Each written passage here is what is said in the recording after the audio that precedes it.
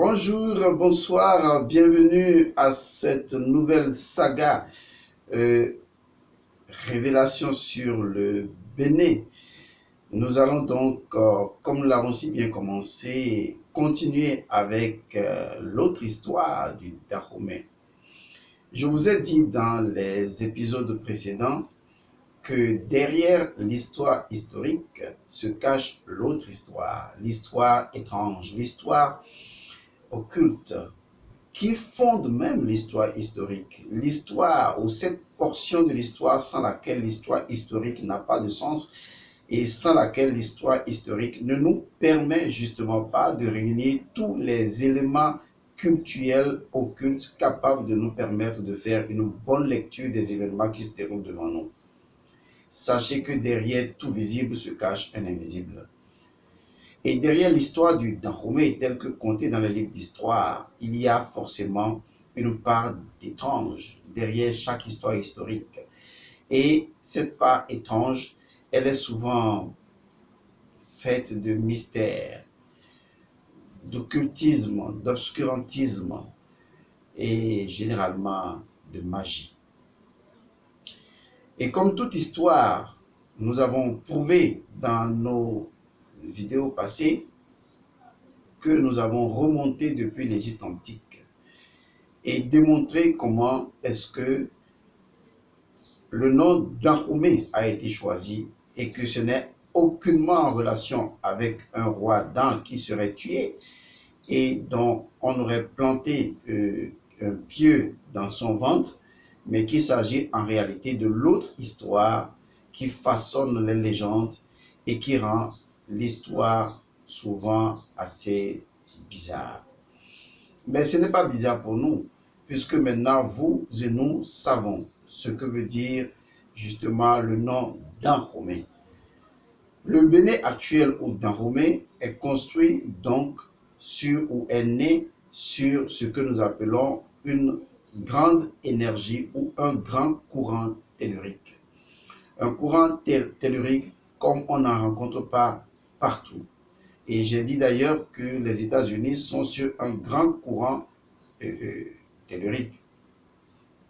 Les champs telluriques sont directement en relation avec la source d'énergie fondamentale première qui est le noyau de la Terre. Ce même noyau de la Terre appelé le dragon rouge feu. Et ce noyau ou ce courant noyau électromagnétique façonne justement ce qu'on pourrait appeler l'équilibre entre la terre et le ciel. Ainsi, les quatre éléments sont harmonisés, maîtrisés, équilibrés par le noyau de la terre, par le centre de la terre, par le dragon. Le dragon qui est donc le serpent. En Égypte, on l'appelle tout simplement Mehen, c'est-à-dire l'encercleur, le serpent qui s'enroule. Le serpent qui se mord la queue, ce que les Grecs vont appeler Ouroboros. Vous avez également compris que toute l'Égypte antique, dans ses métaphores, dans ses mythologies, est faite de serpents. Les bons, les mauvais, ce n'est pas le plus important, mais c'est la présence de ce serpent, la présence de ce reptile, la présence de cette énergie. Car en réalité, les serpents proviennent du serpent ou du dragon, dont ces serpents ne sont que les enfants représentant ce que je vous ai nommé les énergies telluriques, les champs telluriques.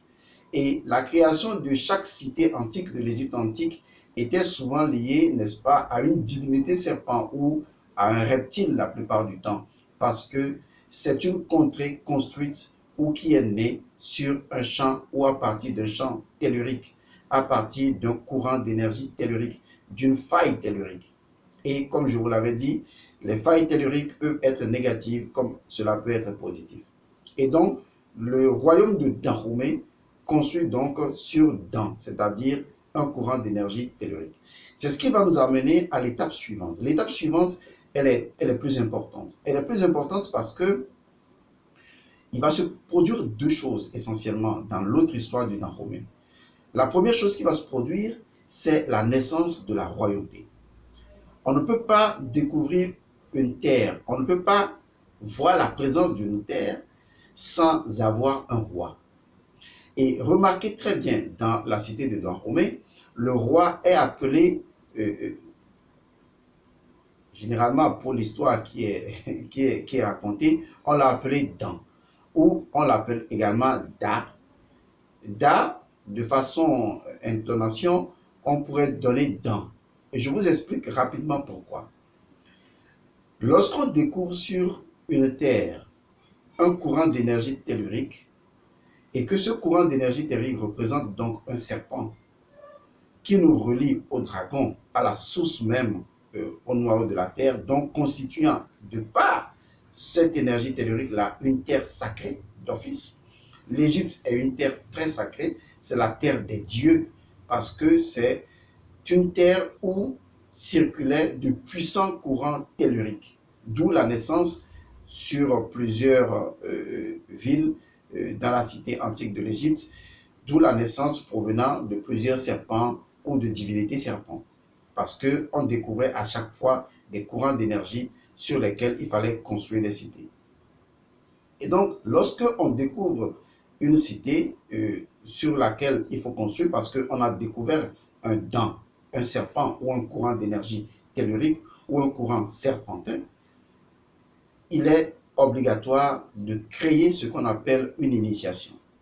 Alors, au départ, les initiations étaient réservées. C'était réservé à une élite, à des personnes dont les natures biologiques ou biochimiques ou biospirituelles étaient en synchro avec les énergies qui circulaient. Du coup, n'importe qui ne pouvait être considéré Da ni roi.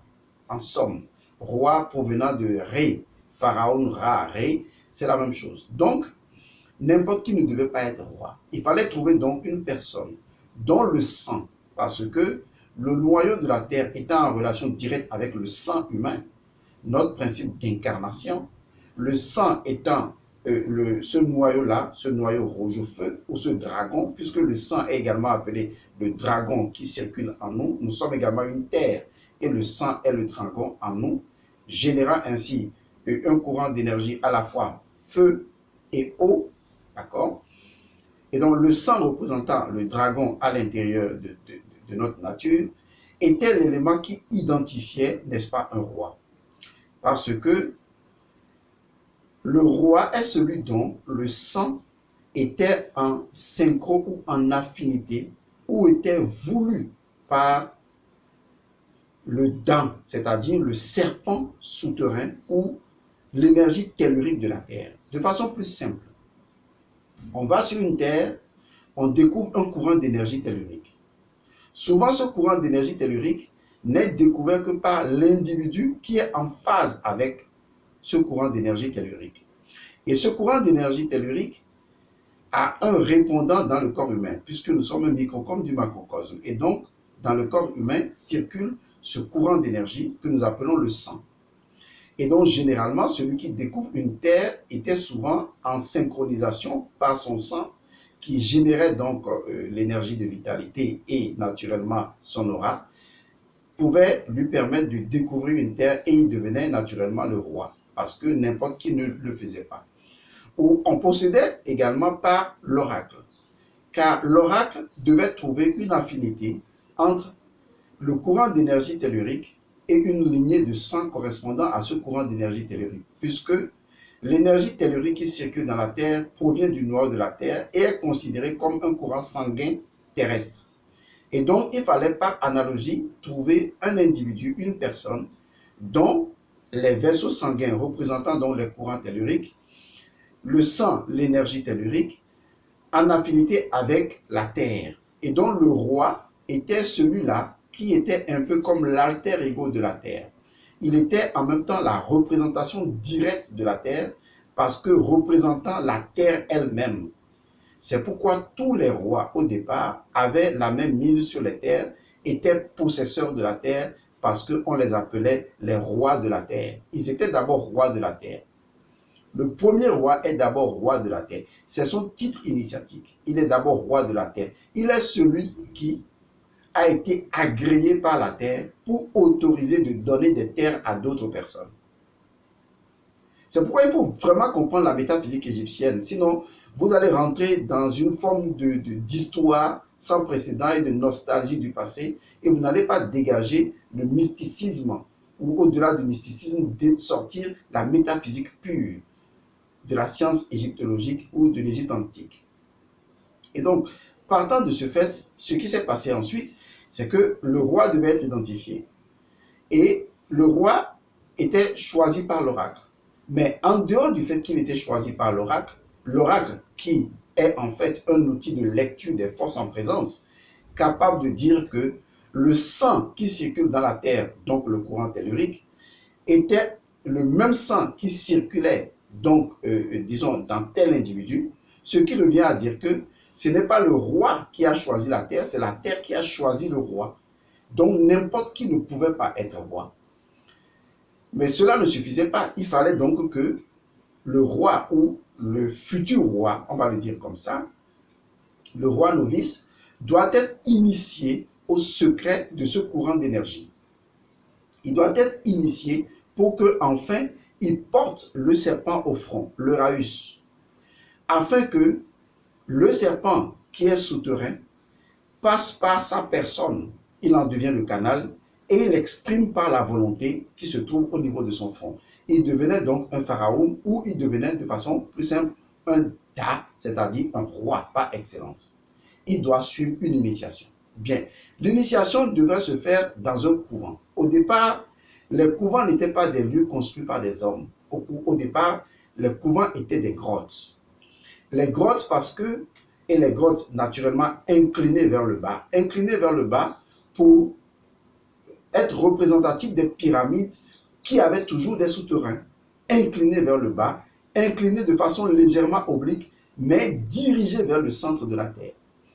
Dirigées vers le centre de la Terre en hommage justement au souterrain ou à la source même du dragon ou à la source même de ce pouvoir, afin que le pouvoir d'en bas rejoigne donc l'autre pouvoir d'en haut à l'intérieur de l'homme. Donc le roi devenait la synthèse, par cette initiation, le roi devenait la synthèse du ciel et de la terre. Il était la volonté incarnée de Dura qui descendait du ciel. Il était justement la volonté incarnée de Nan, c'est-à-dire de la reine-mère ou de la terre-mère, d'abord, partons sur ce fait-là, qui lui envoie son énergie d'en bas et il devenait l'alchimiste, la synthèse. Et cela se résolvait, n'est-ce pas, dans son cœur. Son cœur étant la source de sa volonté, parce que c'est dans le cœur que se trouve l'âme, selon les ancêtres. Alors, pour expliciter mieux la chose, l'initiation du roi devait synchroniser, à travers un certain nombre de rituels et de cérémonies, devait synchroniser son énergie, l'énergie de son sang, avec l'énergie de la terre, avec le courant d'énergie tellurique, afin que, quel que soit ce que l'esprit de la terre choisirait de faire, que cela ne puisse se faire sans la volonté du roi. Et donc le roi avait le pouvoir de malédiction et de bénédiction parce qu'il incarnait la puissance tellurique réalisée. Il devenait le canal de ce pouvoir. C'est un peu comme Moïse qui a suivi les initiations dans le temple de Isis, donc dans un temple féminin, dans un temple souterrain, afin de maîtriser le serpent, d'où le symbole du serpent qu'il prend par la queue. La queue du serpent représente la puissance totale, la puissance entière. Et donc, il était en mesure de saisir la queue du serpent. Toutes les initiations où l'individu peut saisir la queue du serpent et en faire un bâton de commandement, ou le bâton des reins, si vous voulez, le bâton représentant le phallus. L'exemple, le phallus, c'est le figuier. Le figuier, c'est l'initié. Cela représente également le phallus d'Horus et d'Osiris, qui, le bois de sycomore, qui a été transformé donc par Isis. Donc, le bâton de commandement est un pouvoir phallus. C'est un pouvoir phallique. Et ce pouvoir-là était le pouvoir qui permettait de démontrer le pouvoir du roi. Et vous allez voir que dans l'Égypte antique, le roi avait donc, disons, le bâton de commandement et qui leur permettait d'interagir directement avec les puissances. Et ça, c'est un élément non anodin en ce sens que, à partir de ce moment, on peut créer maintenant un royaume. Un royaume ne peut pas naître sans un roi. Un roi ne peut pas exister sans une terre qui a agréé le roi, qui a reconnu que le sang de ce roi pouvait être la source de toutes les bénédictions pour cette terre. Et le roi était le canal par lequel l'énergie tellurique de la terre était maîtrisée, afin de pouvoir agréer, car c'est cette énergie qui permet la production des récoltes, la stabilité d'une zone donnée et les bénédictions qui vont venir par le Vodun. Le Vodun n'étant qu'une science qui va honorer les forces en présence. Alors, l'autre élément important qui est quand même pas négligeable, même si c'est une tache noire sur l'histoire du Dahomey et sur un bon nombre d'histoires traditionnelles, c'est le fait que à un moment donné, il y a eu forcément des sacrifices humains. Il est vrai, je ne vais pas dédouaner les anciens qui ont commis d'énormes crimes humains en tuant des êtres humains et en les sacrifiant à des forces ou à des puissances, mais je dirais quand même que, et cela va vous choquer un tant soit peu, ils avaient raison de le faire. Il faut reconnaître que les anciens ne faisaient rien sans avoir raison. Et ils avaient toutes les sciences initiatiques qui leur permettaient d'avoir la voie la plus adéquate pour opérationner une magie capable de stabiliser, disons, une zone via des courants d'énergie, à la fois célestes et telluriques. Pourquoi les sacrifices humains?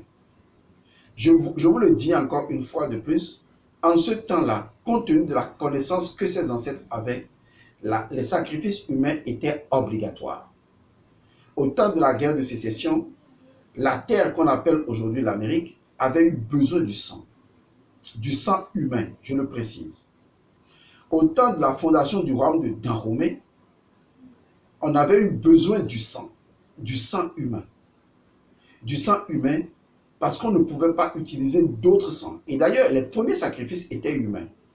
Et ce n'était pour rien que lorsque un roi mourait ou un pharaon même partait, on le faisait toujours accompagné par des âmes humaines. Je pèse mes mots, des âmes humaines. Tout cela avait un fondement métaphysique. Je vais vous l'expliquer de façon métaphysique scientifique. En fait, lorsqu'on découvre des courants d'énergie tellurique sur une terre, on découvre également l'élément fragile de cette terre.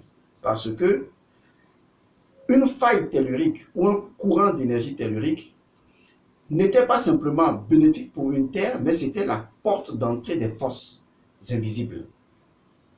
Et donc, ces pays-là sont toujours des pays spirituellement visités. Visités d'en bas, donc les énergies souterraines remontent. Visités d'en haut, les énergies célestes descendent.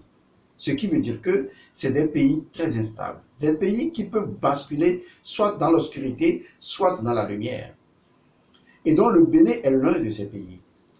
Visités donc par des forces d'en haut qui ont reconnu la faille tellurique, appelons ça comme ça, et les puissances d'en bas qui sont des puissances noires qui vont remonter.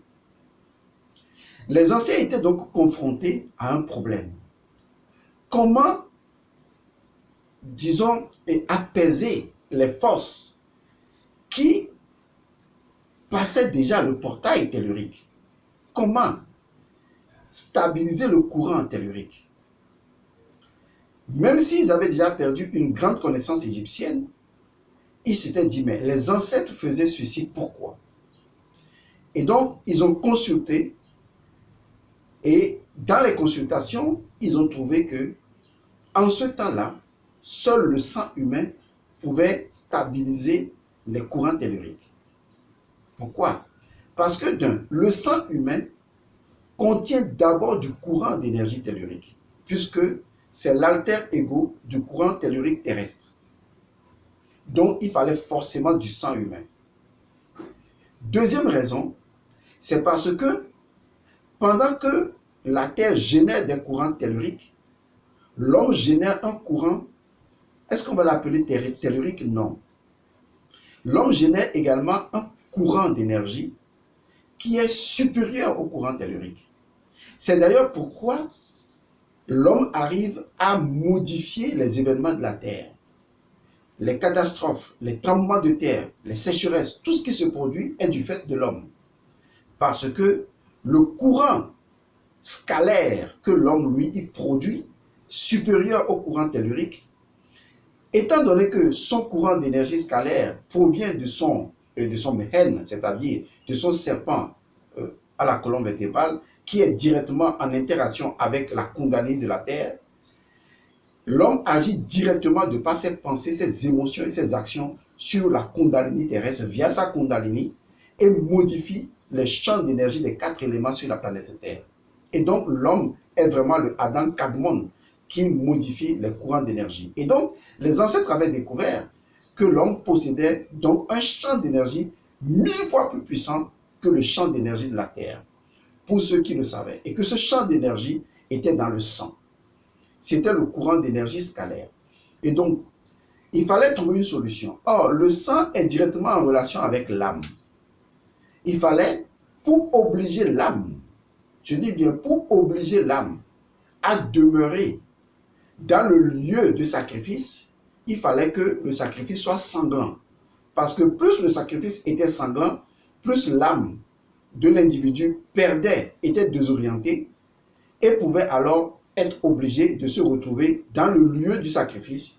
Et le lieu, naturellement, était dédié, n'est-ce pas, à ces forces qui devaient passer le portail de la faille tellurique. Car les failles sont toujours des instances sensibles qui font passer les forces obscures ou les forces célestes. Surtout si ceux qui véhiculent les énergies sur cette terre sont des gens dont les comportements sont négatifs, proto-négatifs, il est d'usage que souvent on fasse des sacrifices, autrement il va se produire un déséquilibre constant sur cette terre-là. Donc seul l'homme sacrifié pouvait stabiliser, n'est-ce pas, la faille tellurique ou ce que je veux appeler le champ d'énergie tellurique. Donc dans l'Égypte antique, les premiers sacrifices étaient humains. Tout comme dans le royaume de Dahomey, les premiers sacrifices étaient humains parce que le sang humain possède le pouvoir de stabiliser, n'est-ce pas, les champs d'énergie tellurique de la terre selon la volonté de ceux qui l'ont sacrifié. Et à l'époque, il fallait forcément un être humain consentant, un être humain volontaire. Rappelez-vous des civilisations mayas, des civilisations aztèques.